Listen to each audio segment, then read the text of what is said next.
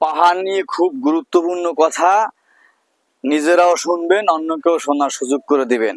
প্রিয় ভাই এবং বোনেরা, বাংলাদেশের নৈসর্গিক সৌন্দর্যের লীলাভূমি হলো পার্বত্য 3 অঞ্চল: খাগড়াছড়ি, বান্দরবান, রাঙামাটি। এবং এই 3 অঞ্চল পাহাড় দিয়ে ঘেরা বাংলাদেশের গুরুত্বপূর্ণ জায়গা এই 3টা অঞ্চল। কিন্তু বেশ কয়েকদিন পর পর, কয়েক মাস পর পর, কয়েক বছর পর পর দেখা যায় পাহাড় অশান্ত হয়ে ওঠে।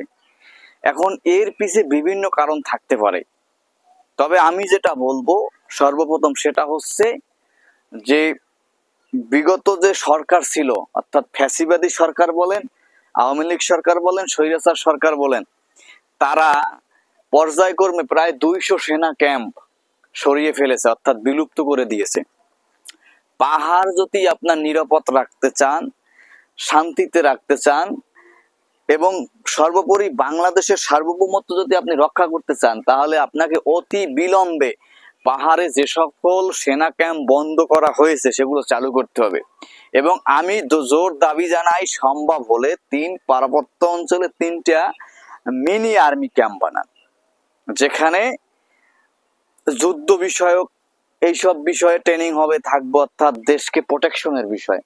পাহাড় হচ্ছে অভয়ারণ্য, সেখানে বিভিন্ন খারাপ মানুষ, সন্ত্রাসী বলেন, তারা সেখানে অবস্থান নিতে পারে, সেখানে যাবে।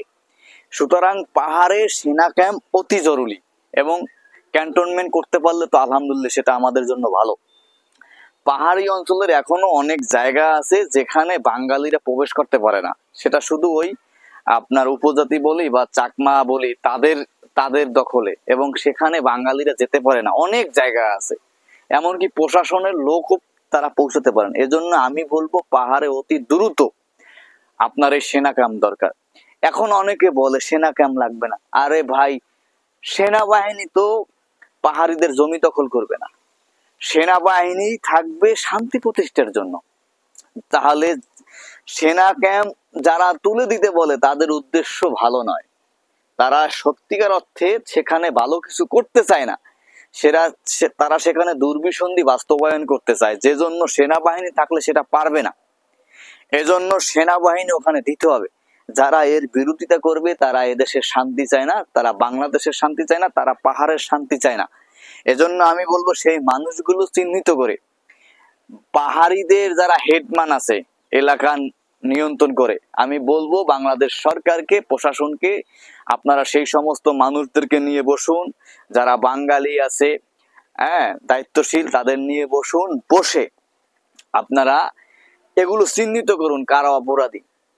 এবং যদি পাহাড়ি হেডম্যানরা এবং বাঙালি যারা দায়িত্বে আছে, নেতৃত্ব দেয় বাঙালিদের, তারা যদি চায় কারা পাহাড়কে অশান্ত করতে চায়, কাদের এখানে লাভ আছে, এটা বেরিয়ে আসবে। সে সন্তুলর্ম হোক আর পিডিএফ এর হোক, আমি চাই দ্রুত সেনা ক্যাম্প গুলো চালু করা হোক। যদি সেনা ক্যাম্প বন্ধ রাখা হয়, তাহলে মনে রাখবেন এই পাহাড়ি অঞ্চল দিয়ে এদেশের ভিতরে অশান্তির সৃষ্টি করবে, এবং তার বেনিফিট কোনো একটা দল পাবে, এটা আমি বিশ্বাস করি। এজন্য অতি দ্রুত বাংলাদেশ সরকারের উচিত পাহাড়ের সেই সেনা ক্যাম্প চালু করা।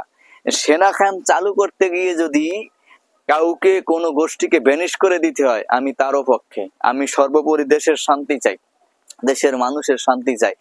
মূল কথা একটা, মরাল অফ দ্য স্টোরি একটা, যারা সেনা ক্যাম্পের বিরুদ্ধে যাবে, বিরোধিতা করবে, বুঝতে হবে তাদের চিন্তা ভাবনা অন্য কিছু। তারা দেশের ভালো চায় না, তারা পাহাড়ের ভালো চায় না। এটা যত তাড়াতাড়ি সরকার বুঝতে পারবে, সেনা ক্যাম্প চালু করবে, তত দেশের জন্য মঙ্গল, পাহাড়ের জন্য মঙ্গল।